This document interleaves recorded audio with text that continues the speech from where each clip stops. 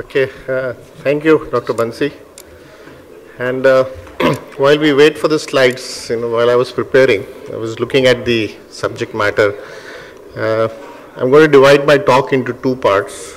The first part would be in relation to what most of you already know, so I'm not going to give you any new gyan.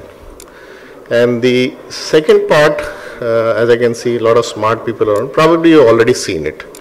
So we're going to rely a lot on the discussion part to see how to make this interesting. And as I was referring to seeing and looking at, so I was talking to some friends earlier during the preparation of this talk. I wanted to discuss a story with you. Slides have still not come up, so we have time. See, a mother whose son had moved to Mumbai, one day visited her son. He was living in a small house, 2-bedroom, and when she went there, she found that there was another girl in the house. So she was very upset, being a regular good old mother. But the son explained to her, no, don't worry about this. This is just because of shortage of space in Mumbai. We are living together, but we have our separate bedrooms. We just share a kitchen and a dining room. But everything is separate and all above board, nothing to worry about it. So she stayed there for 2-3 days and then went back. After about a week or so, this girl tells the boy, I don't want to say that your mother has stolen my silver glass, but I find it missing from my kitchen. And I would definitely like to have it back because something precious and good memories with it. So this person wrote to his mother, I'm not saying that you have stolen this glass, but in case by mistake, if this glass has gone in your bag, we'd very much appreciate if you could send it back to us. So the mother, Bansi, the mother writes back, I'm not saying that you are sleeping with this girl, but if this girl was sleeping in her own bed any one day in the last 7 days, she would have found that glass below her pillow.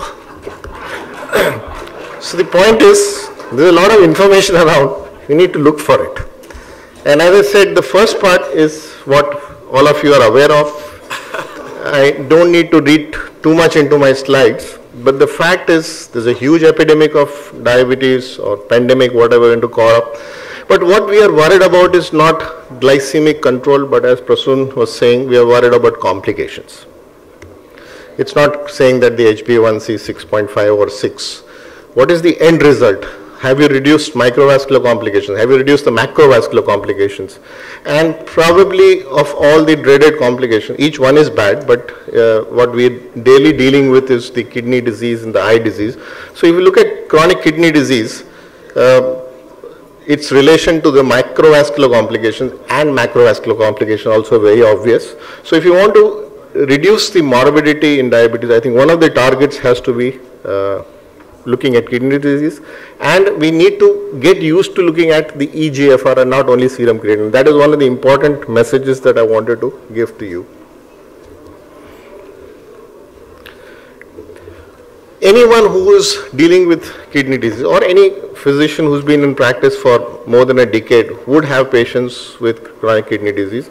And if you look at a dialysis center, nearly 50% of these patients are diabetic. So that tells you what is the extent of the problem in relation to diabetic and diabetic kidney disease. The others like 27% hypertension, 13% glomerulonephritis and 10% of other disorders. So the focus has to be on good control of diabetes, good control of other factors which can reduce the kidney disease. Couple of years ago, the KDOQI guidelines did come out, which stressed on things which we already knew, but just to sort of re-emphasize, we're looking at an A1C target of less than 7%. That's very fine, we all know about it. But they've also stated the obvious that if you have a person who's at the risk of hypoglycemia, then don't try to go aggressive in terms of management. We don't want to lose the patient because of hypoglycemia and other complications which was alluded to in the last lecture. At least let them live long enough and then we'll talk of micro and macrovascular complications. So individualize the A1C target. It could be 7, 7.5 or even 8% depending upon how long this patient has to live. So that's important thing that came out from the KDOQI guidelines. Again, the UKPDS stressing on the fact that even 1% reduction of A1C brings about great changes in each of these endpoints. But if you look at specifically the microvascular complications, the kidney disease, the retinopathy, it's a 37% reduction with 1% reduction in A1C.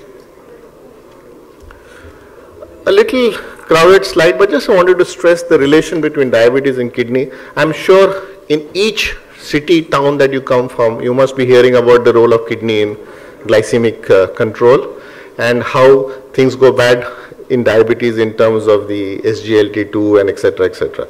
But the point is, at both points, an increased risk of hyperglycemia because of increased production, impaired glucose disposal and increased insulin resistance. But at the same time, as the renal disease progresses, there's an increased risk of hypoglycemia also, because of impaired renal gluconeogenesis. That is an important contributor to glucose management. Reduced clearance of insulin and the oral anti-diabetic agents. So that's why we always talk about taking care of what you are giving to these patients. And then what goes in terms of impaired appetite, associated autonomic neuropathy, release counter-regulatory hormones are also affected. And then again, the standard fasting postprandial A1Cs may not be enough in patients whose creatinine has started rising up. You're going to have false increase in A1Cs or false decrease in A1Cs depending upon which parameters you're looking for. So you're never very sure that once the patient has reached a creatinine of 4 or 5 or even as on dialysis, which parameters to really follow. The whole list of drugs that are there with you, I'm not going to go to each one, but again, when you look at the gliptins, these are pretty friendly to the stomach, to the kidney and the body. We have been taught that you don't need to modify the dose of one particular DPP4 inhibitor, but that doesn't mean that the other DPP4 inhibitors are not safe once the creatinine clearance starts falling down. As a matter of fact, Saxagliptin, once the GFR is less than 50, just half the dose and well and good. If you're looking at sitagliptin, there are half the dose at 50, and once the GFR is less than 30, you can go to 25 milligrams. Vildagliptin, again, above 50, it's the full dose, but below 50, you can go to a single 50 milligram tablet. So the point from this slide is that you could use any of the DPP4 inhibitors, or if the patient is already on one, you don't need to change to a second one just because someone told you that XYZ is a safer drug in terms of when the creatinine started going up. And like we see the SGLT2 inhibitors, although they rely purely on the tubular function for throwing out glucose, so once the GFR starts going down, the efficacy of these drugs are going to go down. So whether you would like to use these drugs or not is something we can discuss at another time. But the fact is that once the GFR has gone below 60, you need to adjust the dose of these drugs. And this slide covers up practically whatever oral anti-diabetic drug that you're using. But I think what is most important is insulin is safe irrespective of the GFR.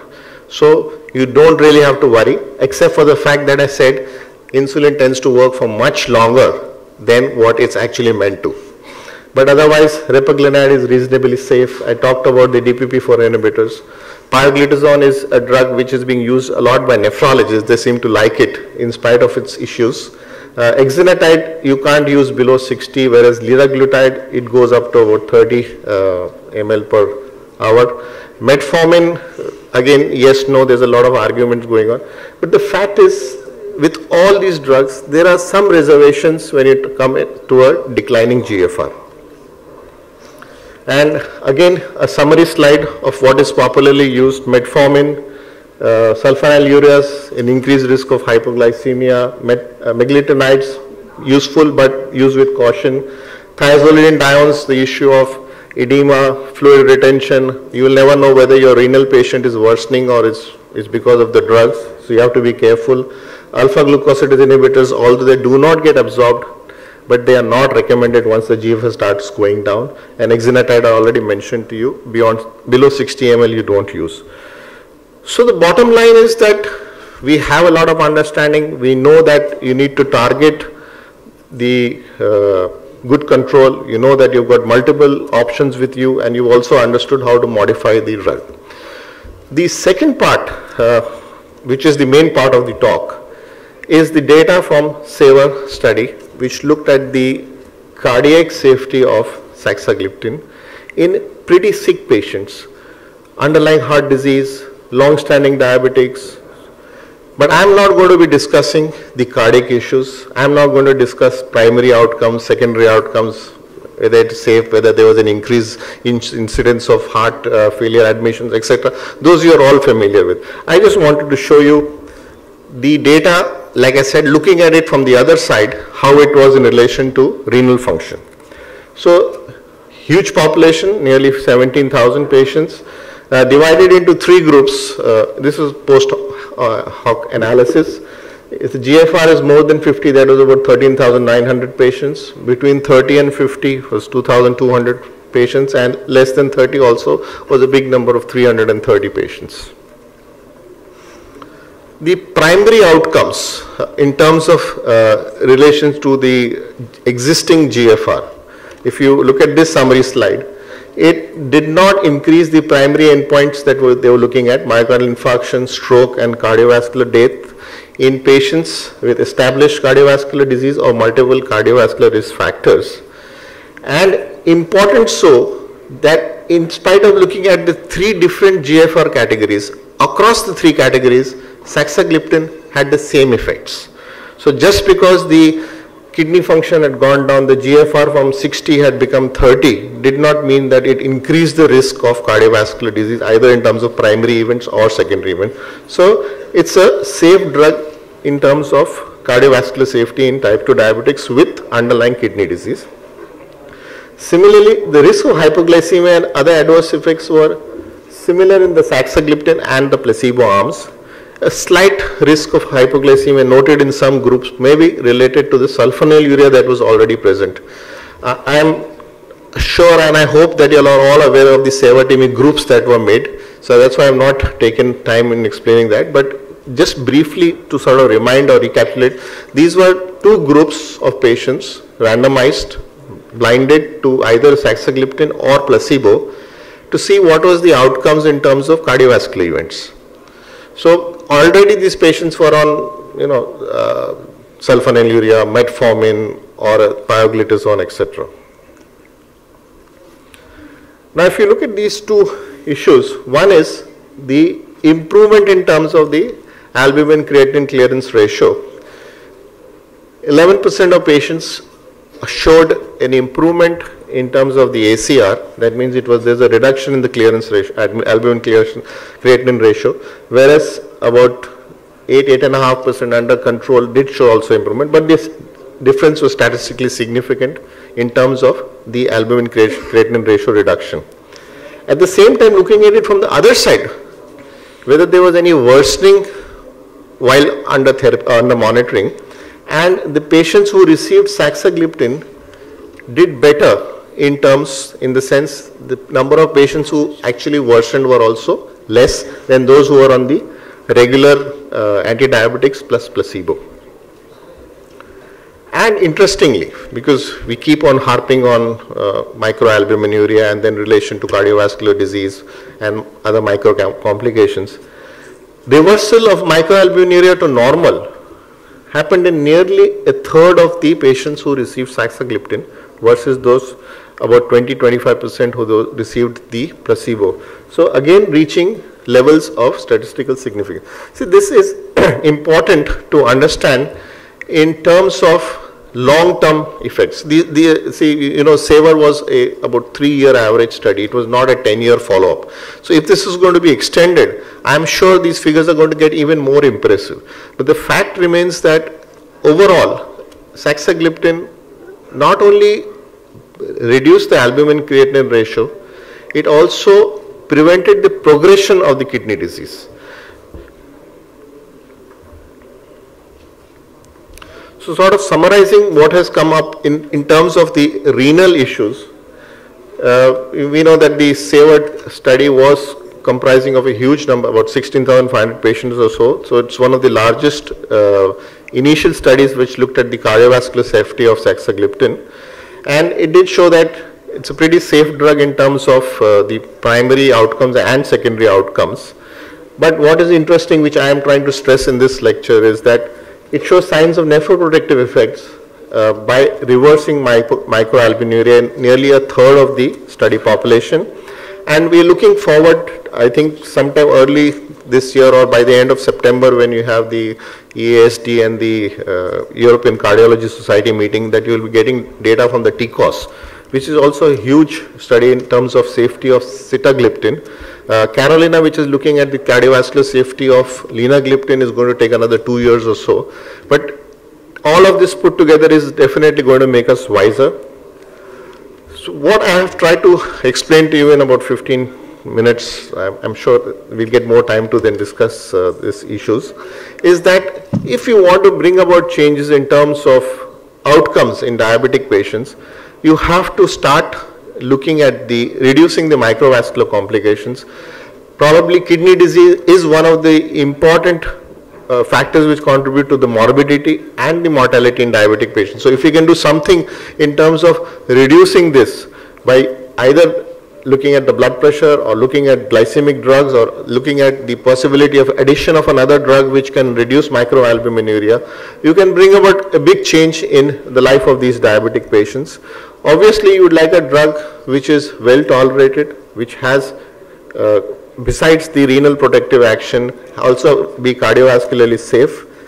And I think what is recommended for all our type 2 diabetic patients and type 1 diabetic after about 5 years duration is that they must have an annual renal function check, and that should be in terms of looking at eGFR and not just serum creatinine. So an eGFR and an albumin creatinine ratio is what we need to incorporate in the management of our type 2 diabetic patients. I'm going to thank you for your patient hearing, and we'll be happy to take questions after this.